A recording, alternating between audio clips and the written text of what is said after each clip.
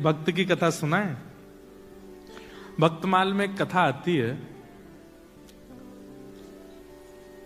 एक जमींदार की बेटी थी, बहुत ध्यान से सुनना, और उसकी बेटी एक राजा की बेटी, दोनों आपस में मित्र थी। एक सामान्य व्यक्ति की बेटी और एक राजा की पुत्री, ये दोनों आपस में सखी थी एक दूसरे की। सब लोग इधर देखो, कथा सुनो बहुत ध्यान से। तो एक बार एक संत चातुर्मास करने के लिए गांव में आए। तो राजा की बेटी रोज अपने भवन से निकल के आती, जमींदार की बेटी के साथ खेलती थी। तो वो संत आकर के उस जमींदार के घर पर ही 4 महीने के लिए रुके। अब संत ने आकर के अपना पूरा, अब जैसे ऐसा होता है कि घर में जब कोई रसिक आते हैं, कोई कथा वक्ता आते हैं, कोई महापुरुष आते हैं, तो 15-16 साल के बच्चे तो कमरे से नहीं निकल के आते अपने। छोटे छोटे बच्चे होते हैं ना, वो देखेंगे अब ये क्या कर रहे हैं, अब इनके ठाकुर जी को कैसे बैठा रहे हैं। कई घरों में हम जाते हैं, हमारे लाल जी संग जाते हैं, छोटे छोटे बच्चे आके हम बैठ जाएं, हम देखें आप कैसे श्रृंगार करोगे। तो फिर श्रृंगार देखते, उनकी इतनी रुचि होती है ठाकुर जी की सेवा में, उनको लगता है ये खेल सबसे अच्छा है। वो दोनों बालिका, एक जमींदार की बेटी और एक राजा की कन्या, खेल रहे थे। उसी समय जमींदार के घर एक महापुरुष आए चातुर्मास के लिए। तो संत अपनी बढ़िया ठाकुर जी निकाले, पूरी पिछवाई लगाई, उनका सिंहासन रखें, उस पर इत्र लगावें, अपने शालिग्राम भगवान को विराजमान करें, पंचामृत अभिषेक करें। अब ये दोनों कन्या द्वार पर खड़ी खड़ी देख रही थी। और फिर इन दोनों ने एक दूसरे को देख के बोला, ये वाला खेल हम भी खेलेंगे, ये खेल बहुत अच्छा है। तुलसी तोड़ के लाओ चढ़ा दो, पुष्प तोड़ के लाओ चढ़ा दो, इत्र से भगवान को बिल्कुल शाइन चिकने कर दो, तो उनके 2 तिलक ऐसे लगा दो, माला पहना दो, आरती कर दो, फिर भोग लगाओ, जैसे हम खाते हैं वैसे इनको खिलाओ। ये खेल बहुत अच्छा, हमको भी खेलना है। और वो दोनों बोली कि पहले सीख तो लें। तो रोज जाकर के बैठ जाती उन महापुरुष के पास और पूरी सेवा देखती कैसे करते हैं ये, और एक दूसरे से फिर बात करती, ऐसे करना है, फिर ऐसे करना है। वो बोलती ऐसे नहीं, बीच में ये भी तो करना है। बोले हाँ हाँ ये भी करना है। 4 महीने उनके देखने में ही निकल गए। अब 4 महीने बाद महापुरुष का जाने का समय आया। जैसे ही जाने को तैयार हुए तो अपने ठाकुर जी समेटने लगे। सवेरे सवेरे दोनों लाली आई, आकर के जैसे देखा तो पिछवाई उतारी जा रही है, सिंहासन बंद किया जा रहा है, ठाकुर जी उठा के बक्सा में धरे जा रहे हैं। दोनों रोने लगी। बोले ये क्या हो रहा है? बोले अभी ये महाराज जी जा रहे हैं।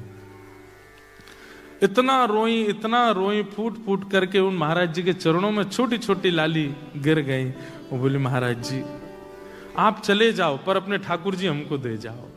हमने पूरी सेवा सीख ली इनकी, हम पूरे 4 महीने हम यही तो करती थी कि आप कैसे करते हो। तो महाराज जी छोटी सी लाली है, 4-5 साल की दोनों की आयु, कैसे करेंगी सेवा? आप हमसे पूछ लो, एक एक बात हमको पता है। सुबह इतने बजे उठाना है, फिर उसके बाद ठाकुर जी को दूध का भोग लगाना है, दूध के भोग के बाद फिर उनको गर्म जल से स्नान कराना है, फिर पंचामृत से स्नान कराना है, फिर शुद्ध वस्त्र से पहुंच करके इत्र लगाना है, फिर तिलक लगाना है, फिर उसके बाद ठाकुर जी को तुलसी अर्पित करनी है, फिर पुष्प चढ़ाना है, फिर भोग बना करके पधराना है। सब आता हमको, आप अपने ठाकुर जी हमको दे जाओ। और कोई अपने ठाकुर जी कैसे दे सकता है? महाराज जी तो परेशान हो गए। बोले ये क्या होगा? भक्तमाल में कथा है। तो वो महाराज जी बोले बड़ी विडंबना। तो वो जमींदार आ गया। बोले महाराज मेरी बेटी को ना दो चलेगा, दूसरी राजा की बेटी है, अगर इसको नहीं दिया आपने और इसने जाके कहीं शिकायत अपने पिता से कर दी तो आप भी जानते हैं कि राजा की कहां तक पहुंचे। अगला चातुर्मास देख नहीं पाओगे आप। तो बोले हम तो गलत फंस गए। और बोली सुनिए, अगर आपने राजा की कन्या को दे दिया और मेरी कन्या को नहीं मिले तो फिर इन दोनों में वैसे कलेश चलेगा, तो राजा मेरी पुत्री और मुझको नगर से बाहर कर देंगे। बोले तुम जब तक यहां रहोगे कलेश करेगी तुम्हारी बेटी की, मुझे दो तो तुम भी बाहर जाओ और हम महाराज सब बिगड़ जाएगा। ठाकुर जी तो फिर आ जाएंगे जीवन में, इनको दे जाओ हमारी बेटियों को। संत बोले ये कोई ऐसे खिलौना है, ये दे जाओ? मैं कैसे, 50 साल से सेवा कर रहा हूं मैं इनकी, ऐसे कैसे दे जाऊंगा? तो बोले आप ही सोच लो फिर क्या करना है। तो संत ने एक बहुत अच्छी युक्ति सोची। एक बाहर से शालिग्राम जी जैसे दिखने वाले 2 पत्थर ले आए और पत्थर ला करके वो पत्थर रख दिए सिंहासन पर और अपने ठाकुर जी उठा के धर दिए नीचे सामान्य सी चौकी पर। दोनों कन्याओं को बुलाया, बोले इधर आओ। कन्या आई, बोले अच्छा देखो ठाकुर जी कहाँ हैं? बोले ऊपर बैठे हैं। और बोले नीचे वाले? बोले हाँ ये भी ठाकुर जी। बोले नहीं, ऊपर वाले जो हैं वो ठाकुर जी हैं, नीचे वाले जो हैं ये सेवक हैं। अब बताओ तुमको सेवक चाहिए कि ठाकुर जी चाहिए? दोनों कन्या बोली नहीं नहीं, हमको ठाकुर जी चाहिए, सेवक नहीं चाहिए। तो महात्मा बोले ठीक है, तो सेवक मैं ले जाऊं? बोले हाँ आप ले जाओ। सेवक असली ठाकुर जी थे। तो शालिग्राम भगवान को गले से लगाया और सामान्य से पत्थर दोनों कन्याओं को दे दिए। जैसे जाने लगे तो कन्या बोली इनका नाम क्या है ठाकुर जी का? तांगा में बैठे बैठे महाराज जी बोल गए सिलपिल्ले भगवान। कौन से भगवान? उड़ीसा में बच्चों को पिल्ले कहते हैं। क्या कहते हैं? अब मैं गलत हूं तो पता नहीं, पर मैंने सुना है। तो सिलपिल्ले भगवान। अब आप सोचना, ना कोई संप्रदाय है, ना कोई पद्धति है, ना कोई नियम है, ना किसी भी प्रकार का क्रम है, ना भगवान असली के हैं, केवल सामान्य गली का पत्थर है। नामकरण गुरु जी कर गए। अब वो सूबेदार की जो बेटी थी, जमींदार की, वो अपने घर में सेवा करती और जो राजा कन्या थी वो अपने राजभवन में सेवा करती। और दोनों जब मिलते तो अपने अपने सिलपिल्ले भगवान की बात करते। आज तेने क्या किया? आज मैंने खीर का भोग लगाया, आज मैंने गुड़ का भोग लगाया, आज मैंने ये किया, आज मैंने वो किया। और दोनों बड़ी प्रसन्न। अब एक दिन क्या हुआ, जो जमींदार था उसका छोटा भाई, वो उससे बहुत बैर मानता था अपने बड़े भाई से। उसने कहा, पैसे देकर के चोरों को बुलाया और कहा इसका पूरे घर का सब सामान चोरी करके और ले जाओ और पीछे से मेरे घर में धर देना। लोगों को तो यही पता चलेगा चोरों ने चोरी की, ये थोड़ी पता चलेगा मैंने करवाया। तो चोर गए, आधी रात में पूरा घर चोरी कर लिया, उसमें सिलपिल्ले भगवान और ले गए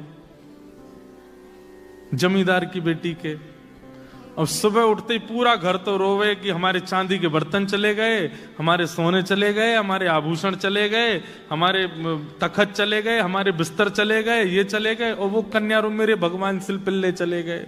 मेरे सिलपिल्ले कहाँ चले गए? उन्होंने कुछ खाया नहीं होगा, सुबह से भूखे बैठे होंगे बेचारे, सुबह उठते ही दूध पीते हैं, नहीं पिलाऊं तो रोते हैं, कहाँ चले गए होंगे?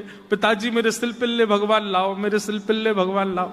पिताजी बोले यहां पूरा घर लुट गया, तेरे को वो पत्थर की पड़ी है? बोले पिताजी पत्थर नहीं है मेरे भगवान सिलपिल्ले हैं। वो खाते हैं, मैं खिलाती हूं उनको, उन मेरे साथ बैठते हैं, बात करते हैं मेरे से। बंधुओं, परिवार का जो विरह था वो तो 2-3 दिन में कम सा हो गया, लेकिन उस कन्या का नहीं हुआ। वो तो रो रो करके बेहाल, भोजन पानी छोड़ दिया, रोने लगी। बोले मैं प्राण त्याग दूंगी मेरे अगर परमात्मा नहीं आए तो पिता ने कहा देख, ये सब किया धरा तेरे चाचा का है और हम सब जानते हैं कि सारा धन उसने अपने घर में धर रखा है, लेकिन क्या बताएं समाज में उसकी छवि बढ़िया है इसलिए कोई मानेगा नहीं। चोरों का इल्जाम लगा रहे हैं, चोर ले गए, लेकिन तू तो उसकी भतीजी है, तुझ पे तो थोड़ी दया आएगी उसको। तू चली जा, उसके घर जाके कहते चाचा जी कुछ 2 चाय मत दो, मेरे भगवान दे दो। तो बेटी चली गई, चाचा जी हमें पता है चोरी आपने करवाई हमारे घर में। ये सुनते ही चाचा तो बरसने लगा, तुझे किसने कहा मैंने चोरी करवाई है? बोले मैं आपको दोष देने नहीं आई हूं, मेरे सिलपिल्ले भगवान भीतर है, उनको दे दो, बाकी कुछ 2 चाय मत दो। तो चाचा ने सोचा अगर मैंने सिलपिल्ले दे दिए तो प्रमाणित हो जाएगा ना कि चोरी मैंने ही करवाई है, ऐसे कैसे दे दूं?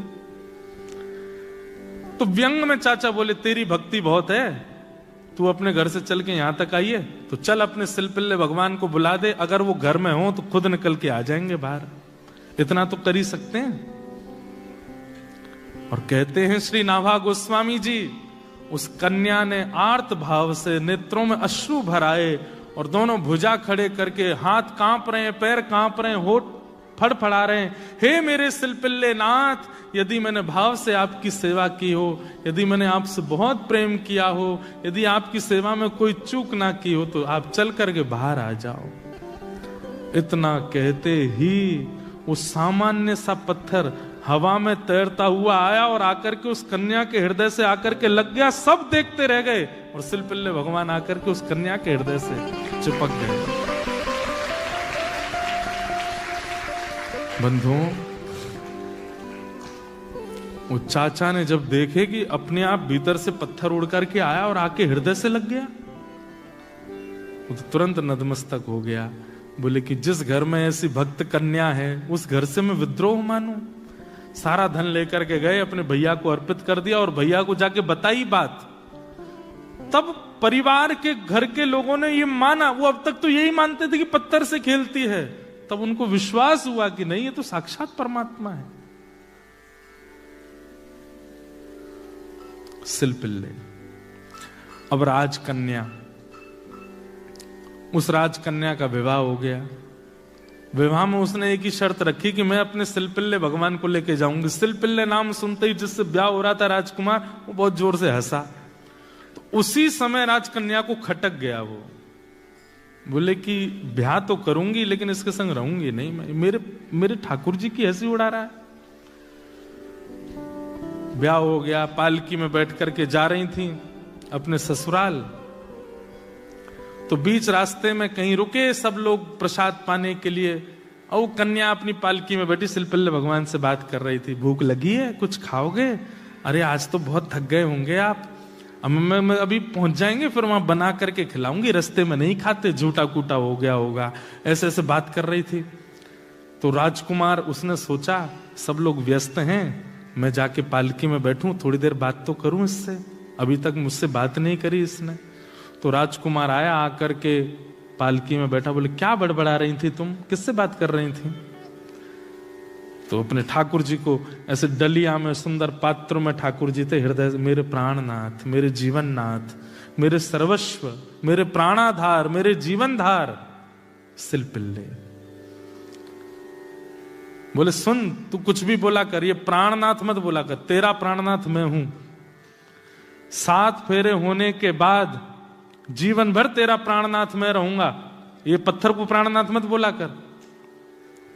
ये सुनते ही राजकन्या तो पहले ही चिड़ी बैठी थी उससे। बोले तुम प्राणनाथ कैसे हो सकते हो? तुमको अपने प्राणों की पता है? तुमको अपने प्राणों का भरोसा है? कब चले जाएं? तुम मेरे प्राणों के नाथ बनोगे? अरे ये तो संसार समाज है, यहां विवाह करना पड़ता है कन्या को। तुमसे ब्याह कर लिया है मैंने, वास्तव में तो मेरे सिलपिल्ले भगवान तुम पर कृपा करने के लिए जा रहे हैं। तुम मेरे प्राणनाथ नहीं हो सकते। संसार के लिए पति बन गए हो, पर मेरे पति, जगत पति तो मेरे सिलपिल्ले भगवान है। ये सुनकर के राजकुमार को क्रोध आया। तुरंत सिलपिल्ले भगवान जो उसके थे पत्थर उठा करके उस सरोवर में फेंक दिया। बोले ले, तेरे प्राणनाथ डूब गए नदी में, बुला ले अब ये सुनकर के तो वो राजकन्या रोने लगी। दौड़ करके अपने प्राण त्यागने के लिए जैसे ही जाने लगी, सबने रोक लिया। जो राजा थे, रानी, सबने उसको रोका, पकड़ा। वो चिल्ला चिल्ला करके कहे मेरे प्राण चले गए, अब मैं जीवित नहीं रह सकती, अब मैं जीवित नहीं रह पाऊंगी। यहां राजकुमार ने कहा उनमें प्राण हैं, वो तेरे प्राणों की रक्षा करते हैं। तूने इतना सब कुछ दिया उनके लिए, आज वो इतना नहीं कर सकते कि वो तुझसे दूर हो गए तो अपने आप तेरे पास आ जाएं? पुकार ले, अगर हैं भगवान तो आ जाएंगे। यहां पर राजकन्या ने भी उसी विश्वास के साथ, उसी भाव के साथ पुकारा, हे मेरे सिलपिल्ले नाथ, यदि मैंने आपकी बड़े भाव से सेवा की हो तो मेरे पास आ जाओ। देखते ही देखते उस सरोवर में से अपने आप ठाकुर जी बाहर आए और आकर के उस राजकन्या के हृदय से लग गए, स्वीकार कर लिया।